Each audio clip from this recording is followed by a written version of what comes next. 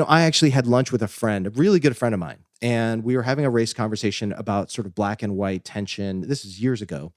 And he says to me in complete earnestness and complete, like he meant it in like the kindest, most accepting, most affirming way. He looked at me and he said, "I've always thought of you as white." And at that moment, Nick, I couldn't decide whether that was like a compliment or the most racist thing I've ever heard.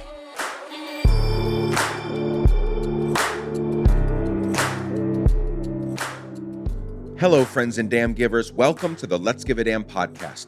This is the show where I talk with people who are trying to live a meaningful life, people who give a damn. If you enjoy this podcast, please do me a massive favor and leave a 5-star rating and review on Apple Podcasts or on whichever podcast app you use to listen to this show.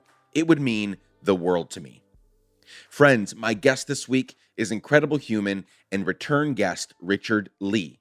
Richard is the Global Officer of Public Engagement at International Justice Mission, the Director of Advancement at the Asian American Christian Collaborative, and an advisory board member at One Day's Wages, and so much more, but we'll get into more of that on the show.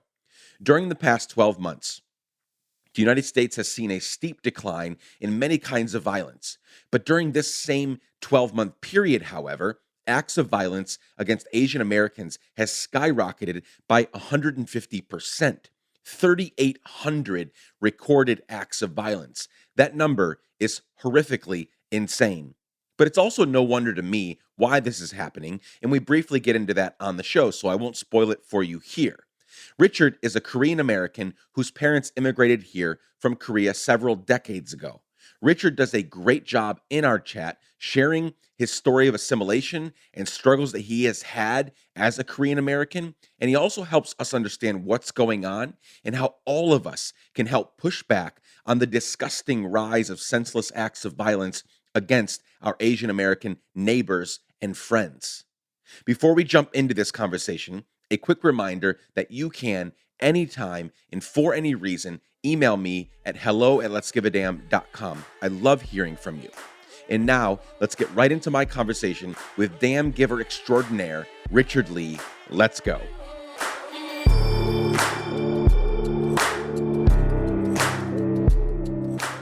Richard Lee, my friend, welcome to the Let's Give a Damn podcast again. What's going on, Nick? It's good to be back. It's so good to see your face. This time we're actually seeing each other's face. Last time we recorded just our audio, and now I get to see your handsome face. Yeah, it's been a couple years since you and I talked, and I'm really thrilled. Some people might have listened to that podcast a couple years ago, but so much has evolved, and we're going to go after some specific things that are happening in culture and society here in the U.S. right now.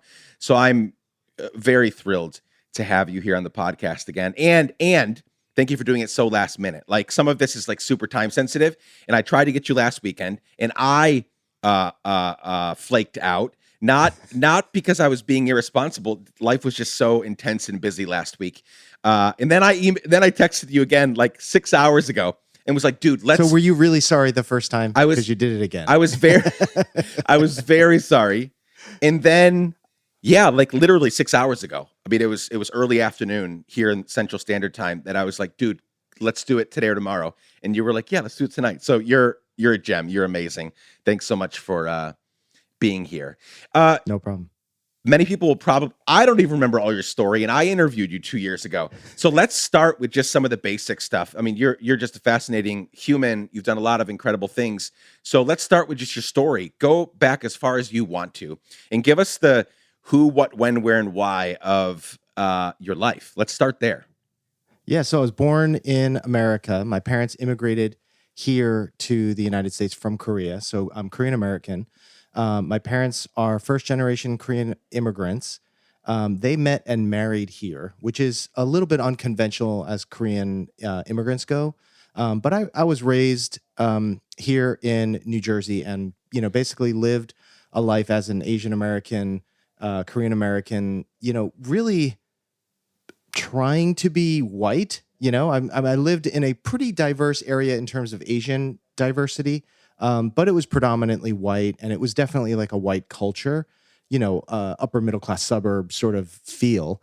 And I mean, I think I really sort of thought about assimilation as the goal, right? Hmm. Racially. Yep. And we'll talk about that, I'm sure, a bit more. But as I've gone through life and realized, not just looking at my parents and the people that in the immigrant population that weren't able to be as quite assimilated, there was something in me that I think got ignited, um, to seek out and speak up for the vulnerable. Now, I don't want to overstate my my willingness to do that as a 16-year-old high school student, Sure. but I think there was something born in me that really got an up close glance at what it was like for someone to be vulnerable in the society, either because of the culture, because of the language, because of their standing in society, and to see how there are different sort of concentric circles, or striations in terms of their ability to function, easily within society. Hmm. Now, as you think on your younger years, well, one thing before I even get there. So your parents uh, emigrated separately from Korea, Right. and around the same time. Were they around the same age? They just didn't know each other, or what was there an age difference, or did they both Yeah, literally? no, they met here. Right. And so they didn't know each other. Most like Korean immigrant families were like a small family unit.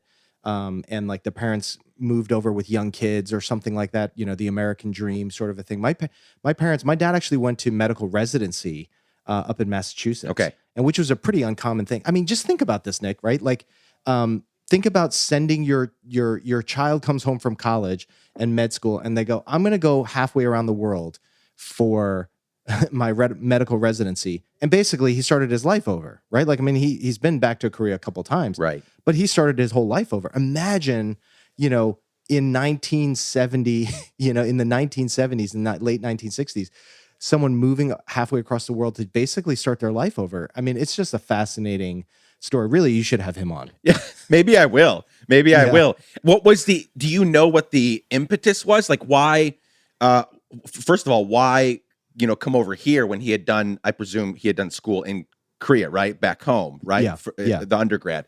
Like why come here and why specifically to, was he in Boston? You said Massachusetts. Boston or Right. where? Springfield. Okay, Springfield. Yeah. Why there and not anywhere else? Yeah, I mean, let's think back, right, to late 60s, early 70s. America was on top of the world, right? Like Korea was definitely not what it was. I mean, this is before K-pop. This is before, Minari and Parasite and Korean cosmetics, and before like the '88 Olympics, right? I feel like the '88 Olympics put Korea on the map. Oh, interesting. For a lot of people. Before 1988, everybody was like coming up to me and they were like, "Are you Chinese? Are you Japanese? Then what are you?" And then wow. After the Olympics, it was, "Are you Chinese? Are you Japanese? Are you Korean? Then what are that's sort of how it went in order." Korean sort of got added to the mix after '88. Right. Oh, Yeah, I fascinating. mean, I don't think people really knew about South Korea before the Olympics. Yeah, I mean, it's a different world, right? I mean, that's '88. So, I mean, your listeners, some of them are probably born after that. let's say most of them were not around, weren't a twinkle in their parents' eyes at that point. That's right. So when you were growing up, what was it like? So a lot of our conversation today is there's some urgency around it because there is a lot of there are so many senseless acts of violence and hatred toward AAPI people in this country right now. Was that even remotely a thing when you were a kid? Like, how did you feel? I know you said that you were like trying to be white in some ways, and there was this whole assimilation thing, which I know a little bit about, not in the same way, being the son of a Guatemalan immigrant, growing up in Guatemala, coming here. I understand feeling super out of place.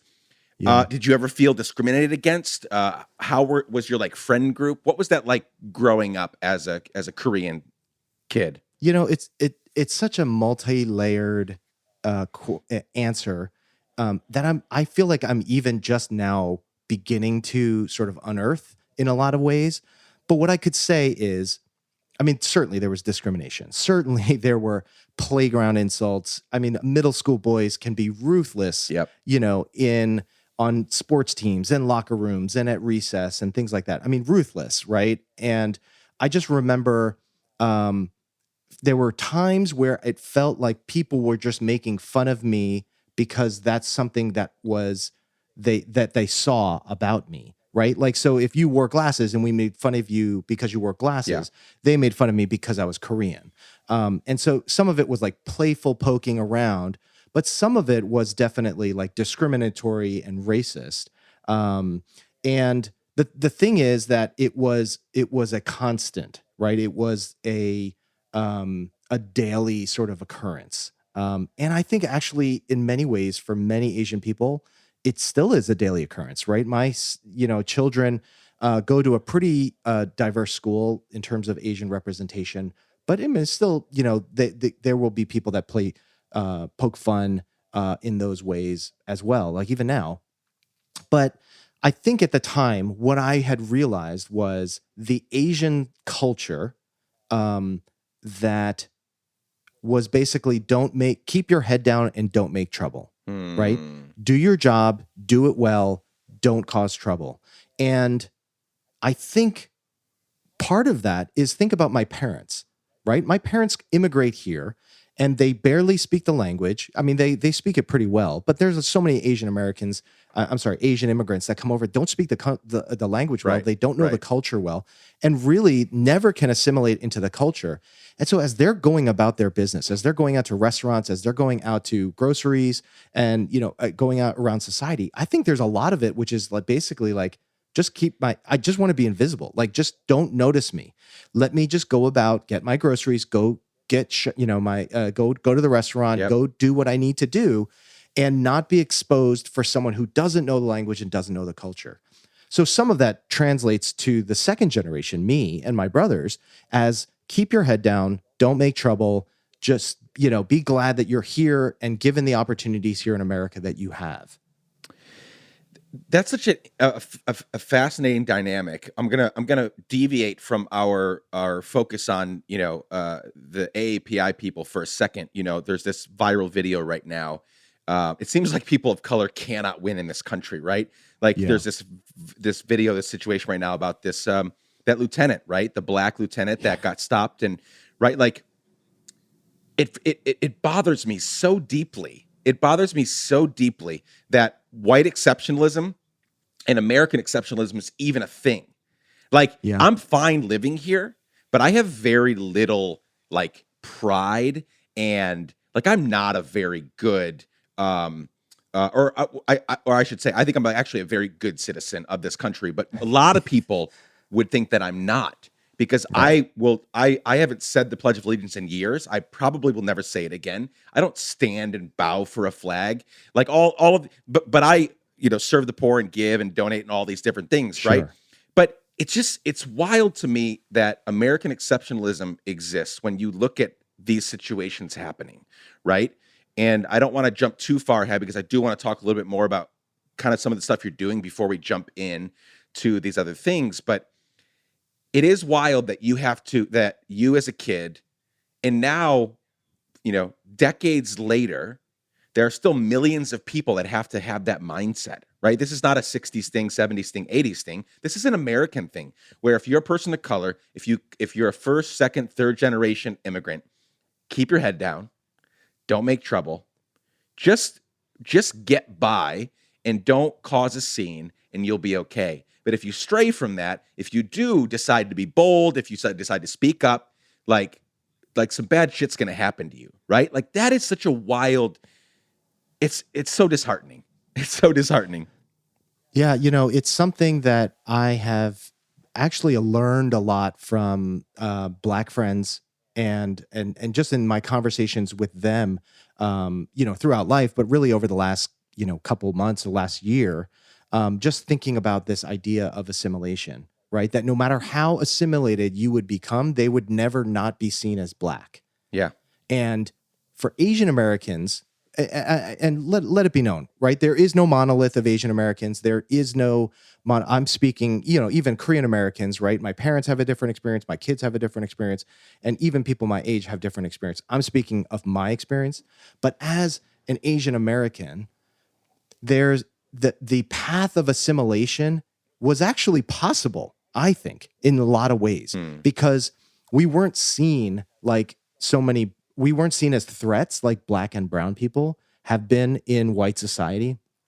But then what happens is a virus from China makes its way here, and all of a sudden we are a threat. We are expendable in society, and we are easily cast aside because we don't have the voice. We don't have that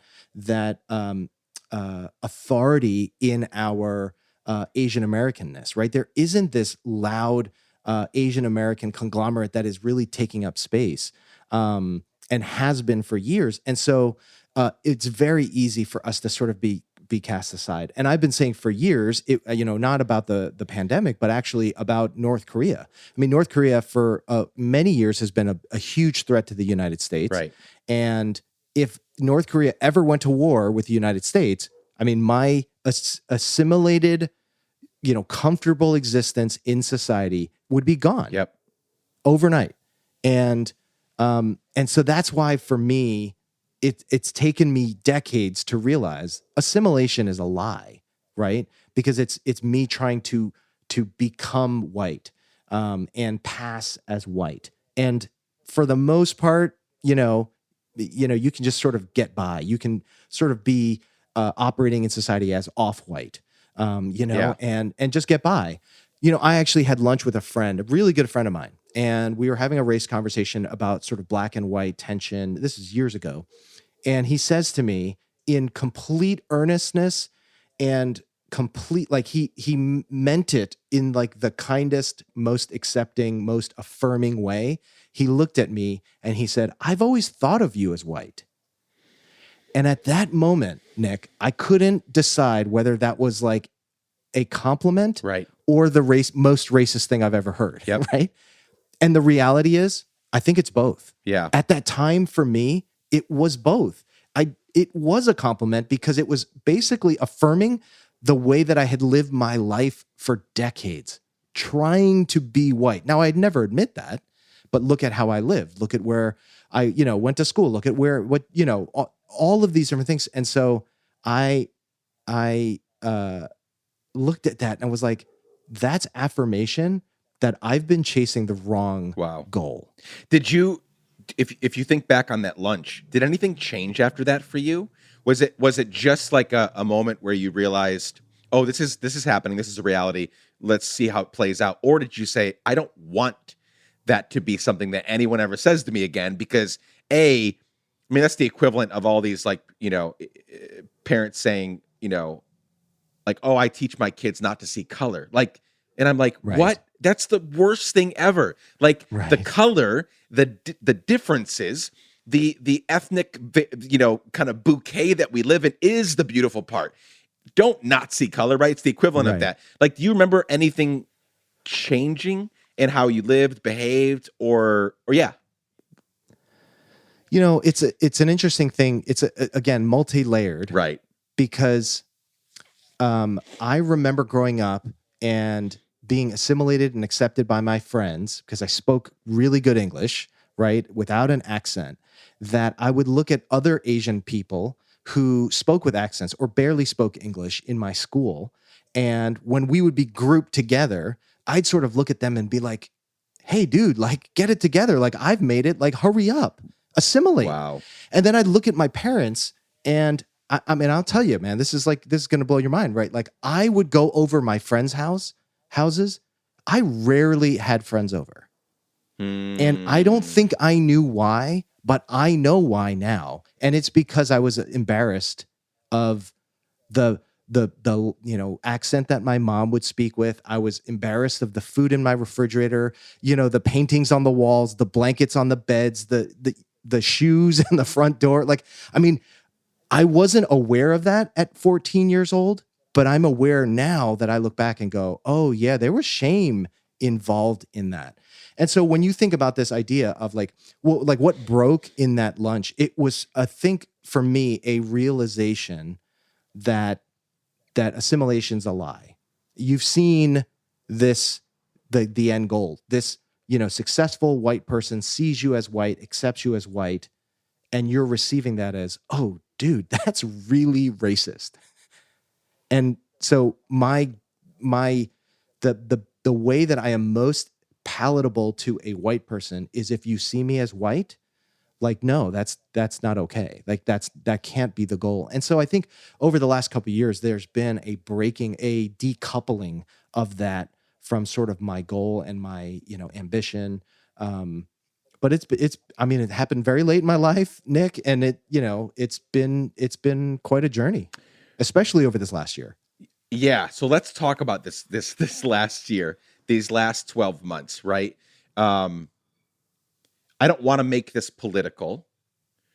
So I'll try not to, but it is also at the same time impossible not to mention some very um, correlative sort of things, right? The pandemic begins early 2020. Our former commander in chief starts referring to this as the Chinese virus, and people in his immediate orbit, said things like the Kung flu, and a lot of veiled, well, not veiled to me, but eh, let's just call it veiled racism and veiled xenophobia. There was a lot of things happening, right? Alongside that, no coincidence whatsoever, we have seen, in a year when everybody stayed home, right? So Hmm. there's a sharp, you look at the statistics, there's a sharp decline in violence overall, like in the street and otherwise. In the same year that you see a steep decrease in violence across the board, you see a 150% increase in violence against Asian Americans. Again, I don't see that as a coincidence, right? So there's Right. all the way from the very top of the government and many layers down to even local governments, and then a lot of the followers of this former commander in chief. There's a lot of that happening. So yeah, how have you t- talk to me about your experience this past year? Will lead up to some of the kind of more crazy, horrific things that have happened even over the last month, which have been just horrible, and they've kept me Yeah. up. I've been sick to my stomach, like just racking my brain, trying to figure out how do I get involved here? What can I do? How do I continue to, train myself to be an anti-racist and raise anti-racist kids? Um, Yeah. but you, as an AAPI American citizen, what's this last year been like for you? Did you notice it happening? Did you notice the correlation between Kung flu and China virus and this rise in violence? Yeah. I also don't want to be political, but I will comment about, the things that I think specifically have contributed to this racialized violence. And that is when you use words like the Wuhan virus and Kung flu and China virus. I mean, there's a reason why the WHO has specifically moved away from naming these viruses based on region Right. because of the racial rhetoric that happens. The 1918 virus is unfortunately still called the Spanish flu, but even back then they were trying to get away from it because it was creating a sense of racism. But so when you talk about this idea and create this racialized narrative of Chinese people, Asian people are infected with this virus, then you have people who I remember early on trying to correct the narrative and being like, no, like in Italy right now, it's going crazy in Italy. And I remember hearing people, oh yeah, that's because there are a lot of Chinese people in Italy. And I'm like, no, no, no, no. Like you're not getting it. You're not understanding what it is. Now, if you understand like all of the different uh the ways that uh, the the racist outspoken people Mm-hmm. who used to be maybe closeted racists and would say it around the dinner table are now saying it online, are now saying it on Facebook, mostly in the comments, right? And they're saying these things that are they're galvanized, they are empowered and given a platform and a voice, and their voice is legitimized because of the racialized rhetoric that they're hearing Yep. from the news stations that they're seeing them on, and the people that politicians and leaders that are actually going out there and saying those things. And when you get down to, yes, Asian Americans have had a very bad year for the last 12 months because of this, the COVID-19. However, when you look at the Asian American history of racial tension, racial violence in America, there's so many different examples of that happening, but I bet most of your listeners probably aren't aware of all of the different things that have happened.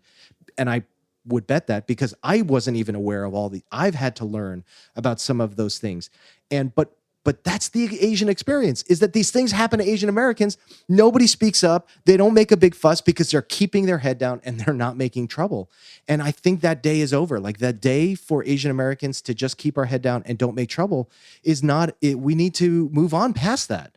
The late John Lewis says, get in good trouble, right? Yep. Like, we as Asian Americans, we need to get in some good trouble in order to let people know about what the experience for Asian Americans is. I'm glad you brought that up, because that's a very interesting observation, and I think it's 100% true. The last 5 years, there's been a lot of crazy things that have happened. We won't begin to name them. It's a long list. But one of the amazing things that has happened as a result of a lot of the outspoken hatred and violence and xenophobia, that one of the positive things that's happened is that people are done standing by and watching, right? If you look back, last year, right now, we've got the trial of Derek Chauvin happening, right? He murdered George Floyd coming up on a year ago. I don't know what was different, other than it being just horrific to watch and observe and be alive when this is happening. But I don't know why, it didn't this big, humongous, like, world-changing revolution didn't happen with Trayvon Martin and Freddie Gray and all these others. Like, big things happen, riots in the streets, marches, but something happened. And, you look back, we just last week was Dr. King's, death anniversary.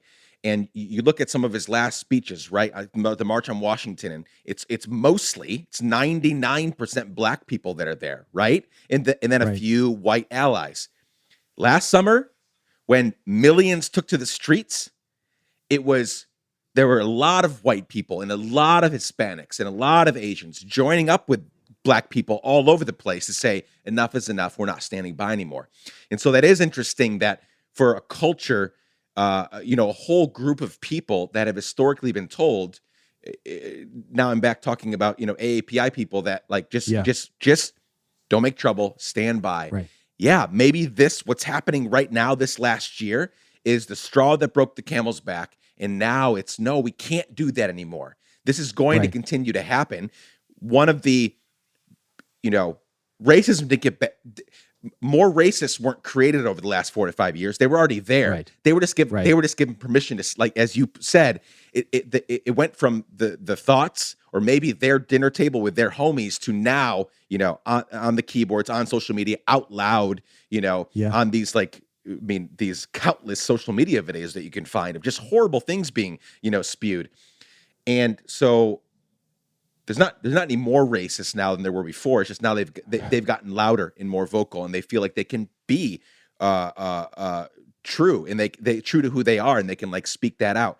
And so that is interesting that maybe, to your point, maybe this is a time when obviously we want more allies to come in, more me's and more, other people to come in and support Asian Americans, but also maybe this is a time for Asian Americans to, like, also stand up and say, we can't be quiet anymore. This happens to me all the time. This is not unique. It happened to me last week. It happened the week before. Yeah. And to stop standing by and just lowering your head and just doing the work. Yeah, 100%. I mean, I think that's what the Atlanta murders that happened, and the subsequent quieting and diminishing of the Asian community, saying this was racialized violence, where the white police officer interviews the white suspect and takes the murderer's word that no, it wasn't racially motivated. And then in the press conference, it's like, well, I guess it wasn't racially motivated then. Meanwhile, every Asian woman knows that Asian massage parlors is tied inextricably to racism because of the fetishization and dehumanization and the sexualization of Asian women. Mhm. And so, it's just like this furthering of the quieting of and disregarding of the Asian American voice. And so I think that was a galvanizing moment for our community, for Asian Americans to say, no, no, no, no, like that's enough. We need to speak up. And I think for far too long, like Asian Americans, and I put myself right there, Asian Americans have been too comfortable and sitting by and watching white society and just sort of navigating seamlessly within white society, passively accepting the benefits of a privileged system. And they've been passively sitting by and watching Black people fight and die in the streets on the behalf of the rights of all people of color. And so we've been sort of operating in this moment where we can sort of receive the benefits that the Black people are making in for people of color, but we're also accepted by white people. So when things, get too tense, we can sort of go back and sit comfortably in our assimilation. Well, you know what? Like that time is over. Like we need to now speak out. We need to now be people that no longer simply let other people, and when I say other people, I mean, other races, people of other races speak for us Yep. and determine our place in our society. It needs to change. And, I think that that's one of the things that we're going to see happen. I hope to see happen. And that's part of the reason why, I came on board at this Asian American Christian Collaborative organization, which is really trying to empower Asian American Christian voices and giving us a place where we can galvanize and empower our voices to speak out, because that place didn't really exist. Even though in other races and other, people have those organizations, Yep. I feel like Asian Americans really haven't. Yeah, I mean, I wasn't looking for them, but I also agree with you that it's not you don't see them as prominently as you do, centers and organizations and teams around, again, for African American people and for other races and other ethnic groups. You just don't see that. And Right. again, I don't know why. You would know much more than me. So you, like me, have a bunch of things going on, both paid and unpaid. We're very busy, just trying to keep it all together. Wait, I'm not being paid for this? You are not. I will send you. I will send you. I will send you something, but you are not getting paid for this. So one of the things that you're involved in, you just mentioned it. You're the director of advancement at the Asian American Christian Collaborative, the AACC, the AACC. I don't know if that's how you say it, but talk to me about, because I don't know if there's some correlation with you getting involved there and certain things happening in culture.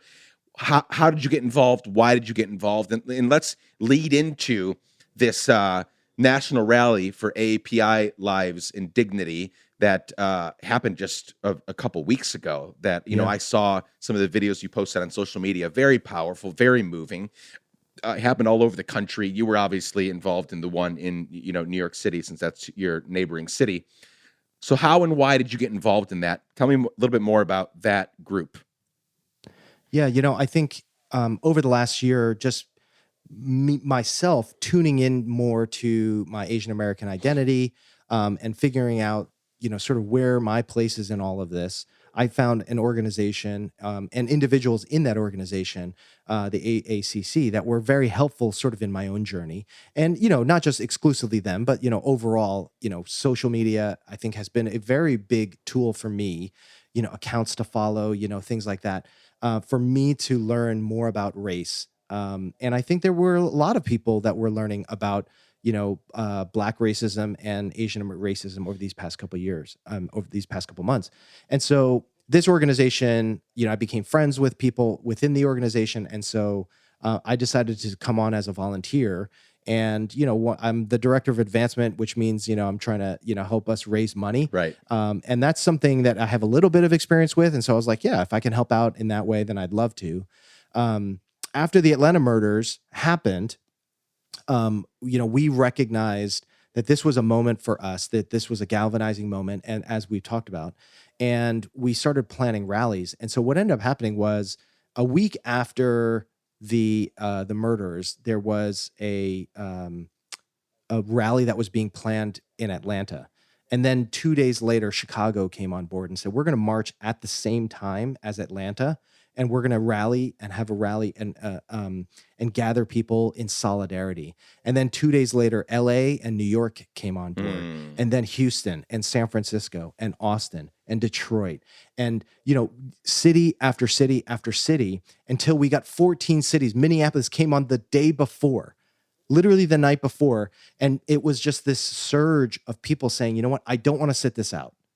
Even if we can just get on together in, Seattle or in Boston or in Dallas, we want to be able to do something. And so we were in 14 cities, like 5,000 people all across these cities that were standing in solidarity as Asian American Christians, praying, repenting, calling out and speaking out against Asian American violence.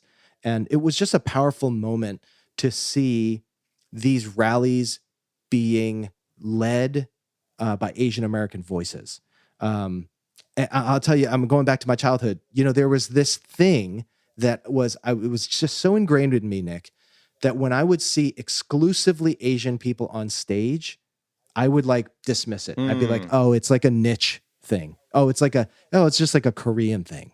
And there were very, very, very few instances where there were Asian people on stage and white people in the audience. In fact, growing up, I can't think of any. Sure. Right? But that Sunday, on Palm Sunday, right, we had thousands of people in all of these cities, and we had Asian people on stages and white people in the audience. And that's not everything, but there's something to that where you're getting the authority and respect and the dignity that you deserve in using your voice and speaking out, that I think is long overdue, and that Asian people, I think, are learning. One of the things that I appreciated most about one of these rallies was, and I wish we did this in New York, was that they had actual people praying in different Asian languages in their mother tongue. And that blew me away. Wow. To think about people who probably for their whole lives have been ostracized in society for their language are now being celebrated and honored because of that language, in their language. That was a powerful moment for me. That's beautiful. That's beautiful. Talk specifically about, because a lot of people, obviously, of lots of different kinds of, or lots of different faith backgrounds, and people that have no faith at all have been speaking out over the last month or two against, violence and hatred toward Asian Americans. What is the Christian message here? Like, I saw you on stage, I saw signs. Like, what is the Christian message here in a circumstance like this? Like, what are the kinds of things that you all shared and said and prayed?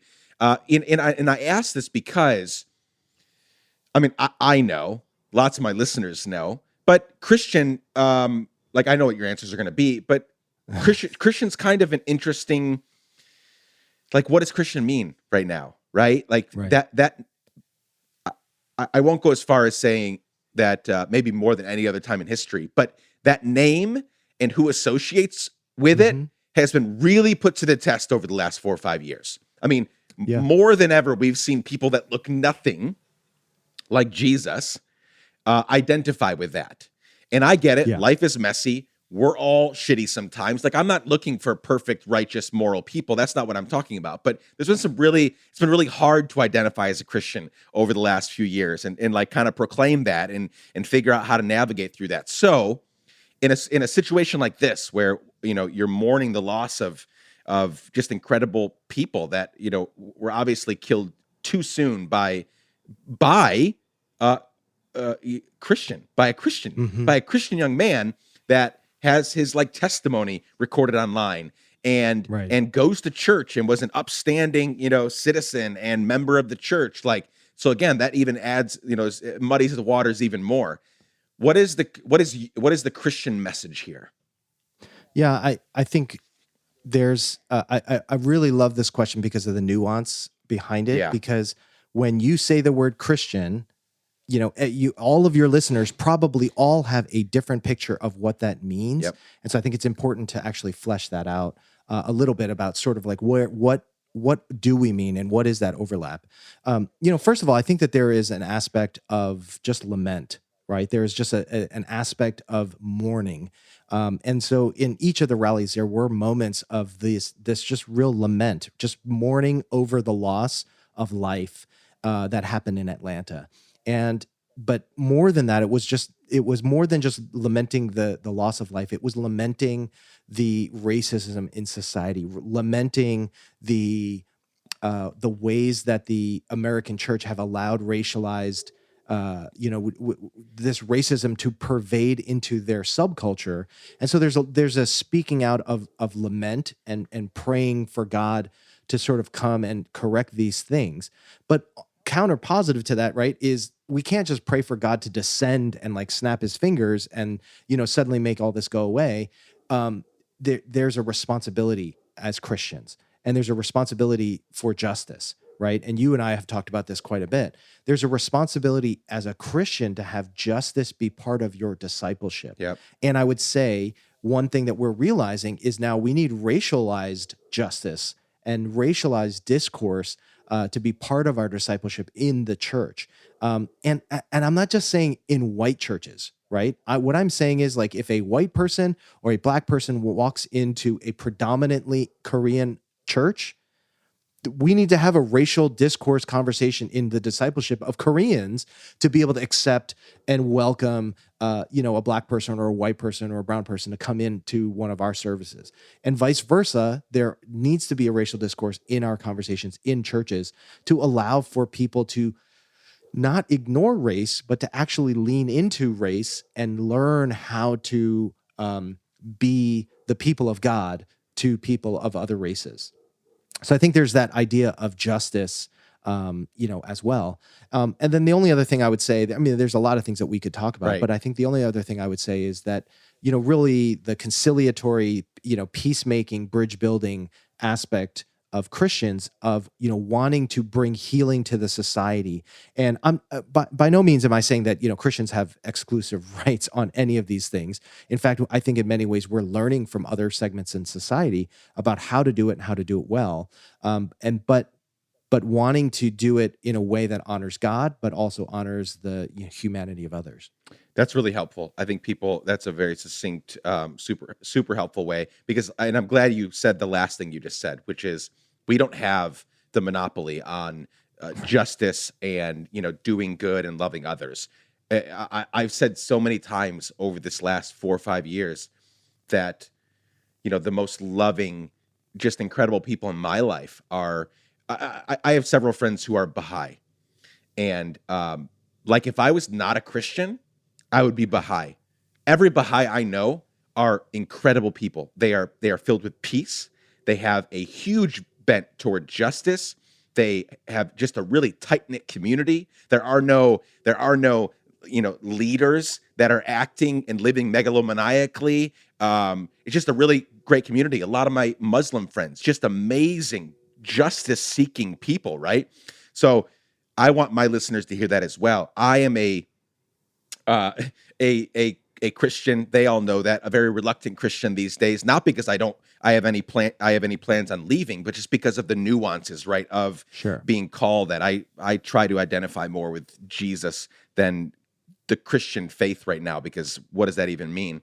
So Right. I think that's important. I'm glad you mentioned that, sort of to wrap that up, that like, there are so many people listening right now that come from all faith backgrounds, no faith background. We can all do this, right? Everything you just mentioned, the mourning, man, we do not.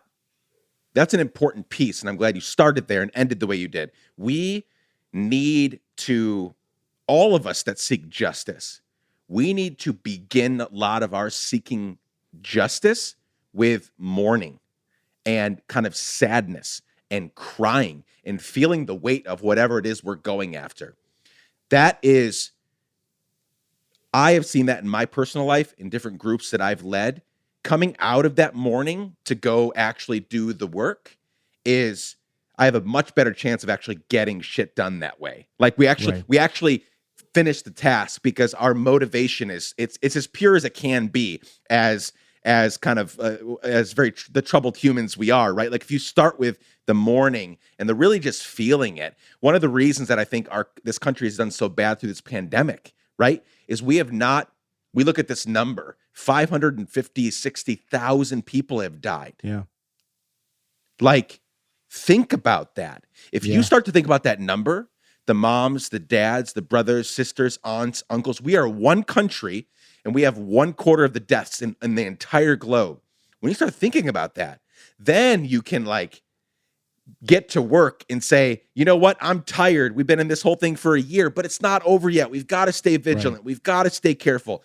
But if you don't start there in that place of like really feeling what's been lost and what isn't coming back, again, whether it's racism or police brutality or a pandemic, I feel like we have the best chance possible of getting the task done if we start with mourning. And again, that can happen for anybody, faith or no faith. Right. And I think I will have a conversation with anyone if they start with lament, right? I'll tell you about my experience as an Asian American. And if you can sit in lament with me Yeah. over the pain that I have received, that Asian American people have received, if we can sit and lament with our Black brothers and sisters over the pain that they have endured in their life, that prepares us to have the next conversation about policy, about statistics, about change, about all of these things. But when we start, and this is what happens on Facebook, is we start with quotes and we start with stats and we start with opinions. Facebook is not the place for lament, right? No. But when you start with the opinions, then you don't actually care about me. You don't care about my experience. You're trying to educate me. You're trying to come over the top with me. And so, but if everybody took the moment to just sit and learn and listen, and I'm going to sit in your pain. I don't have to agree with it. I don't have to agree with everything that you say, but as a human to human, can I sit with you as you tell me your pain? Absolutely. Yeah, that's beautiful. So for those listening that want to do something, and I'm talking about all of the non-Asian people listening right now, they don't know that experience. They might be Black or Latino or otherwise, but they don't know the Asian American experience. And if you had a chance to grab everybody by the shoulders and say, here are a few things that you can do. Like if you're interested in having an impact here are some things you can do right away to know more about what's going on and to be able to act, properly and rightly to be a really good ally here. What are a few things that you would ask everybody here, general enough that everybody could take action on these? Yeah, I think it's very simple. And Nick, when I see your stuff, when I listen to your podcast and I see what you're about, it's very similar. I think the way that I've tried to live my life, and that is, looking to people who are vulnerable, looking to people who are overlooked, looking to people who, speaking out for people who don't have the voice in society or don't have the standing in society. And I think that that's basically it. And that is, you can apply that to Asian American people. You can apply that to anybody. You can apply that to people, in your family. You could talk about, people in your workplace, wherever you are. If you look to the vulnerable people, look to the people who are being overlooked and not, and dismissed, and, people who are not being heard, look to those people and give them dignity. Give them a hearing and give them a seat at the table and give them an opportunity to use their voice, and you using your power can amplify their voice, right? I mean, we're talking about this whole idea of privilege. It's like this big buzzword that everybody's been talking about over the last couple of years. And so, there's so much about privilege that you can't control, right? Like you and I, we born into a certain segment of privileged society, but we didn't choose where we were born. No. We didn't choose what city our parents lived in. Like so much of privilege is determined by decisions that are not us and not controlled by us and not choices that we've made. But we all have a choice to take whatever privilege we have and point that privilege to people who are underprivileged. And that's all it is, right? So white people, look around at the Asian people in your life and say, if I have privilege, more power and more privilege than they do, let me take my privilege and point it towards amplifying the people that don't have that same power and that same standing. And you know what? They may be someone that doesn't speak your language, that doesn't, and it may take longer, and it may be in broken English, it may be a different generation, it may be all of these things, but it's still worth it, because what you're doing is you're taking your privilege and pointing it to the underprivileged. Super helpful. And, the simplicity of the ask that you just made of everyone, there's a lot of components there, right?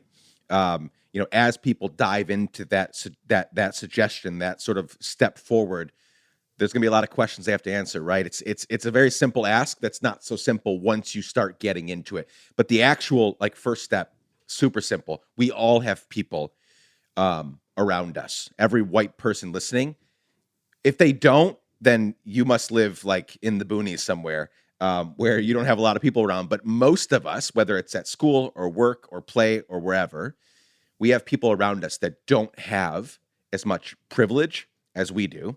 And it's so simple. There's so many simple ways that we can begin today to hand them the microphone that, again, we didn't ask to be given. So it's not. Right. So I don't want people to feel bad for being white and privileged. That's not it. Yeah. It's for you to recognize your privilege and say, who can I give some of this away to? Right? Right. Absolutely. I want to kind of come full circle. We kind of dove right into the deep end in this conversation. I did mention that, your work with the, Asian American Christian Collaborative, but I do want to also talk for a few minutes before we end today about some of the other stuff you're doing, because it's all incredible. You're doing so many amazing things. So let's talk about, we spent a lot of the last conversation a couple of years ago talking about your work at IJM, International Justice Mission. But that role has changed. And as I pointed out at the beginning, a lot of people, even if they listen to it, don't remember that conversation. So you are now the last year and a half or so, the Global Officer of Public Engagement at International Justice Mission. I love IJM. Many people listening love IJM. Talk about who and what IJM is, and also your specific role. It's a super important role. Yeah, well, thanks. International Justice Mission is a human rights organization that basically looks at vulnerable people in society, just like we've been talking about. They look at vulnerable people in societies all across the world, and they say, there are people that are left vulnerable to violence in their communities, whether that's through human trafficking, whether that is through intimate partner violence, or sexual abuse of children, and we look at those people and say, we want to protect those people. We want to rescue them from their immediate threat of danger and violence, but we also want to protect the community so that the whole community as a whole does not face that threat of everyday violence. But what we've realized is that it's not just a simple, taking the people that are in that are vulnerable to violence and just providing protection. It's actually realizing that we have to ladder up into the justice system in order to work and get lasting and scalable and effective change of protection. And so what we do is we actually work with law enforcement, we work with aftercare social services, we work with the courts and lawyers and judges in the countries that we work to basically to be able to bring to strengthen these justice systems, to bring about change that will then ladder back down into the communities by their own governments to provide protection for the most vulnerable. So on the ground, what it means is we rescue slaves, but we also will work in the justice systems to make sure that the prosecutors are learning the best ways to handle these cases, so that cases that don't involve IJM are further, are more successful in these communities because of the lessons that we've learned together over the years that we've worked in these communities. My favorite thing, one of the reasons that I'm so attracted to the work of IJM is, the very mission and vision of the work is, it's cloaked in humility. It is not, we're going to come in and save everybody. It is, rather, we know that we can't fix everything. We don't understand the nuances of your culture. We don't understand how your government works. So we are going to use our expertise to come in and work alongside your police force, your government, your justice system, And that also, I mean, again, first of all, it's humility. I see humility there, but then also there's a better chance, as you just pointed out at the end of your little description there. There's a better chance of them being able to continue doing this work once you all have packed up and gone, like moved on to other projects and places, right? They can keep doing it because you left in, you didn't have to even create new infrastructure. You just taught the current infrastructure how to do it well, what to look out Right. for, how to navigate these pretty difficult, things. So Yeah, I've always said good organizations, like nonprofit organizations, good organizations will do the work that the government is unable or unwilling to do. Great organizations will work with the government to get them to do it themselves, right? Because that's ultimately what will create lasting, enduring change, is essentially working ourselves out of a job in these communities. And we've actually done that. We've done that in Cambodia. We've done that in the Philippines, where we've actually transitioned our resources to move away from different casework because the government has stepped up and is actually doing it themselves. And so, like, that's a huge win for us to be able to see the government stepping up and doing that and championing that work themselves. in your specific role, what does that entail? Yeah. So, as the global officer of public engagement, what I get to do is I get to train and equip our speakers. And when I say speakers, we're talking staff, but also survivors, right? I mean, the survivor leader voice is this really powerful, world changing influence because it's somebody who knows exactly what we're talking about firsthand. And so I get to work with and stand alongside our staff and survivors so that as we speak across in the global stage, that we're equipped to be able to say the things that we need to say in the way that we need to say them to bring about the change that we need to see in whatever audience we're in front of. I love that. You're also so everybody should go check out IJM, donate, share it with everybody. Just a wonderful organization. You're also an advisory board member at One Day's Wages. And if people are kind of faithful listeners of this podcast, they'll remember Eugene Cho. He was on, a few months ago. We talked about his book, Thou Shalt Not Be a Jerk, which I learned from, quite a bit. Not that I try to be a jerk, but I am sometimes. Eugene's just amazing. So, but as a refresher, as a reminder for people that listened to that and forgot or didn't listen to it at all, what's your role look like on that team, and what is One Day's Wages? It's a beautiful, beautiful concept. Yeah, One Day's Wages is a global poverty organization that basically works to mobilize people to raise awareness, but also raise funds to be able to combat poverty in different ways in different countries. And so, my role as an advisory board member, I've known Eugene for years. We've been friends for a long time, and so my role as an advisory board member is to be able to take my experiences that I have throughout my career and be able to sort of bring a sliver of expertise to that phenomenal team that's doing great work over there at One Day's Wages. And it's a little bit of a smaller organization, but when you think about where 2020 was, and you think about all of these small to mid-sized nonprofit organizations where they were left scrambling, right? Because Yep. they didn't know what the economy was going to be and this and that. Like, I'm just so thrilled, to see them up and still thriving and doing great work, even after during and after the pandemic. Yeah. It's been a wild year. I'm so grateful that so many organizations like One Day's Wages have held on for dear life, because Yeah. we are going to need them after this. And I'm sure I'm missing some other things that you're a part of, but I do want to also mention you're also a podcast host. You're a fellow podcast host. That's right. Your podcast, The Pursuit. I just listened to your conversation with Kate the other day, which super great conversation about the Waterfall Mansion in New York. Just Yeah. she seems amazing, brilliant. Talk about your podcast for anybody that's looking to find, great conversations. They're faith conversations, but you do a great job, pulling out all kinds of different things. It's not all like Bible and Jesus and this and that. It's a variety of people doing a variety of different things, kind of coming back around faith. But talk about the podcast for a second for those that want to like learn more about you and hear you talk some more. Yeah. The whole premise of the podcast was is really this idea of I knew so many people with just such fascinating life journey stories. And so, yeah, I mean, it's from a faith perspective, but it's also just about life, right? I mean, and there's so much about their lives that is translatable to people outside of the faith. But it's really about their life journey.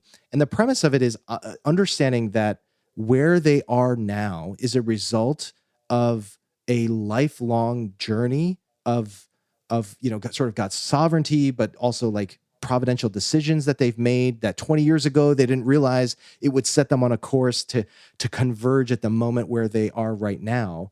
And so sort of taking this life journey and using that as a way to encourage my listeners to be able to say, wherever you are in your life right now, you may not know where your journey ends, but you can find God all along the path, right? So no matter what you're feeling along your journey, you can still find God, because look at all these other people, who tried to, leave their careers or, do all these different things, and felt all of these different, pains and along their journey, and let that be an encouragement to people who are listening. I love it.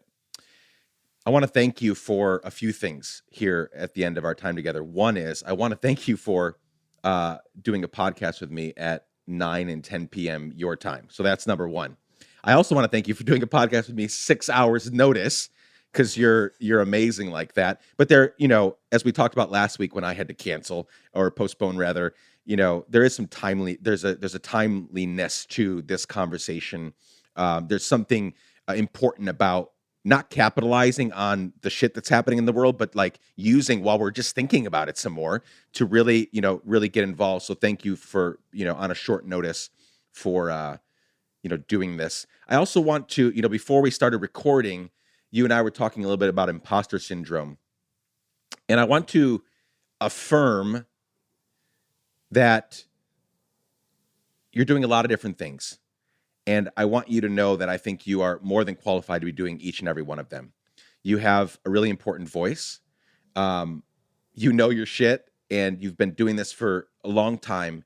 And so in this time when you could feel, you said this has been a decades-long journey of just like healing and, developing as a Korean American, the assimilation, and at certain points trying to be, more white and all those things. Like, I want you to feel like super whole and complete as is. You are just a wonderful human doing wonderful things. So as you continue to heal, even during this time where your people are under attack, or at least we're talking about it more and we're seeing it more, I want you to feel complete in all the stuff that you're doing. I want you to feel like, no, you should be doing all the things that you're doing, and it's a very important work. So for whatever it's worth, like, I want you to really feel that. I'm not just saying that to kind of heap praise on you. Like, you have a very important voice. You're doing very important work. So just know that we are rooting for you as you continue to do those things. Thanks, man. I really appreciate that. Mom, did you hear that? I love it. Yeah, Mom, listen. Thanks, brother, so much. This was a pleasure, and I know people will. You helped us so much think through a lot of the things that are happening in culture. A lot of people that listen to this show are people of faith on a wide spectrum, and so a lot of this is going to resonate with so many people. So thank you for doing it. Yeah, I appreciate it. Thanks for the time, man.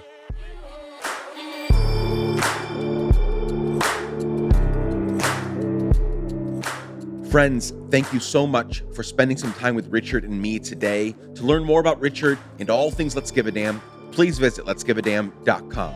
If you're still listening at this point, you're a real one. So as soon as this podcast is over, consider leaving us a review on Apple Podcasts or on whichever podcast app you use to listen to this show. It would mean so much to me, and it means a lot for what we're trying to create here. Thank you for showing up today.